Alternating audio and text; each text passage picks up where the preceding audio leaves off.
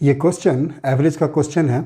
Question बहुत easy है, लेकिन दो चीज़ है इसमें। पहली कि इस क्वेश्चन में कैच है। कैच का मतलब हुआ तुमको फंसाने की कोशिश की जाएगी, इसमें तुमको समझ भी नहीं आएगा ना कि लास्ट में हम आंसर क्या लिखें।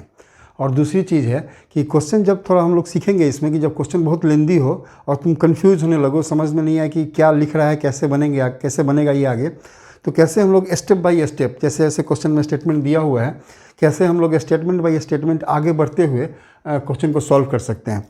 देखो क्वेश्चन कहता क्या है, द एवरेज, यहाँ स्क्रीन पर भी आ रहा होगा ऊपर में, the average salary of the teachers of A school is ₹3,000.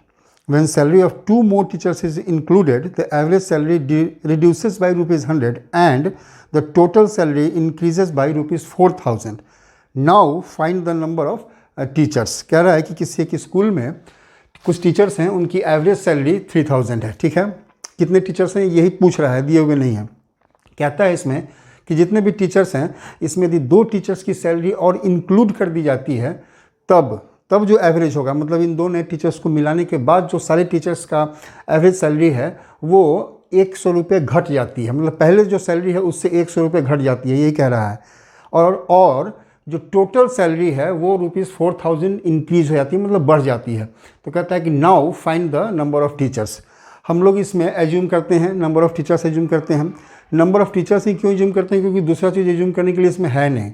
और एक जनरल कंसेप्ट है, इसको मान लो कि जब एज्यूम करने की बात आए ना, तो जो पूछ रहा है क्वेश्चन में उसी चीज़ को एज्यूम कर लिया करो। ये सबसे आसान तरीका है, मैक्सिमम केसेस में ये काम कर जाता है।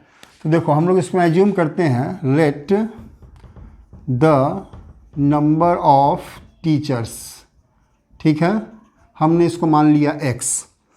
कहता है क्वेश्चन में क्या कह रहा है कि इनकी जो एवरेज सैलरी है वो कितनी है, 3,000 है। तो नंबर दिया हुआ है और एवरेज सैलरी दी हुई है, तो हम लोग टोटल सैलरी क्या निकाल सकते हैं इससे। पार्ट वाइज कैसे सॉल्व कर रहे हैं ना, जो दिया हमने इसको माना 3,000 एवरेज सैलरी दी हुई है, तो हम लोग टोटल सैलरी निकाल सकते हैं। हम लोग इसको निकाल लेते हैं, तो क्या होगा, total salary of x teachers, यही है ना, x टीचर्स, ये कितनी हो जाएगी, 3,000x सॉरी 3,000x मतलब 3,000 एवरेज सैलरी है, x से क्वांटिटी से मल्टीप्लाई किया, टोटल जो सम होता है वो निकलेगा, यही है 3,000x। ये टोटल सैलरी हो गई x टीचर्स की। इसके आगे क्या करता है, कहता है कि if salary of 2 more teachers is included. कहने का मतलब कि अब जो नंबर ऑफ टीचर्स है वो 2 से इंक्रीज कर जा रहे हैं। अब क्या है कि नाउ टोटल टीचर्स कितने हो गए, टोटल टीचर्स हो गए x+2। 2 बढ़ रहे हैं ना, 2 टीचर्स बढ़ रहे हैं, तो इनकी जो टोटल टीचर्स हो गए x+2। कहता है कि इनके एवरेज की जो इनकी सैलरी की जो एवरेज है वो ₹100 डिक्रीज कर जा रही है। किससे डिक्रीज कर रही है, जो पहले सैलरी है ₹3,000 उससे। उनका एवरेज क्या है, average salary of x+2 teachers, ये कितना हो जाएगा, 3,000 - 100, इसका मतलब 2,900। ये उनकी एवरेज सैलरी है, ये एवरेज सैलरी है और ये नंबर ऑफ टीचर्स हैं। हम लोग इनकी भी टोटल सैलरी निकाल सकते हैं। टोटल सैलरी ऑफ x+2, ये कितना हो जाएगा, 2,900 × x+2।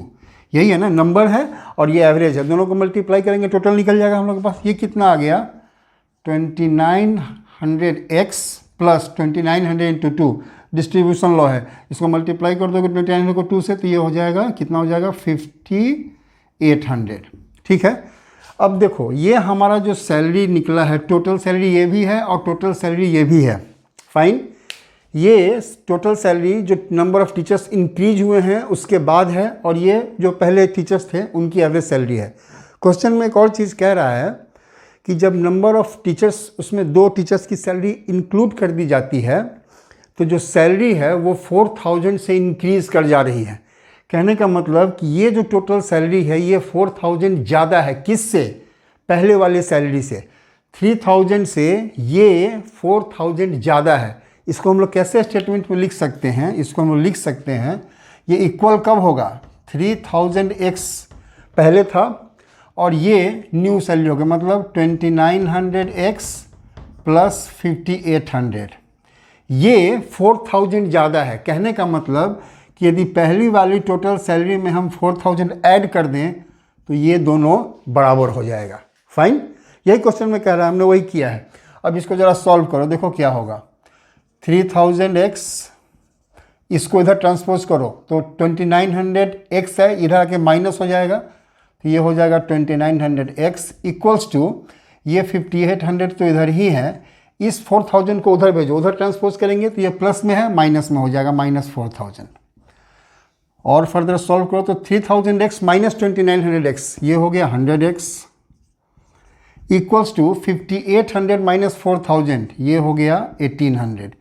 x की वैल्यू आ गई 1800 अपॉन 100, ये 100 मल्टीप्लिकेशन में है, ट्रांसपोज होकर इधर डिवीजन में हो जाएगा, ये हमारे पास आ गया 18। मतलब नंबर ऑफ टीचर्स 18 है। अब तुम कहोगे कि नंबर ऑफ टीचर्स तो निकल गए, लेकिन नहीं, जो क्वेश्चन में कैच है ना, देखो वो यही है। क्वेश्चन क्या कहता है सॉरी, कि सीधे ये नहीं कह रहा है कि find the number of teachers, वो कह रहा है नाउ, पढ़ो ऊपर ध्यान से, now find the number of teachers. यदि वो सीधे बोलता है find the number of teachers तो थोड़ा कन्फ्यूजन रहता है इसमें कि ये पहले वाले टीचर्स का नंबर पूछ रहा है या 2 टीचर ऐड होने के बाद पूछ रहा है। ये कह रहा है कि नाउ, अब टीचर नंबर ऑफ टीचर्स कितने हैं, तो अब मतलब कब, अब अभी जो कंडीशन है वो क्या कंडीशन है, अब जो कंडीशन है वो यही है कि उसमें 2 टीचर्स ऐड हो चुके हैं।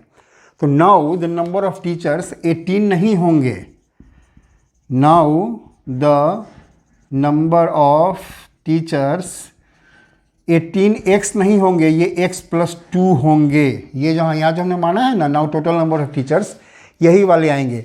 इसका मतलब ये हो गया 18 प्लस 2 20, ये 20 टीचर्स होंगे।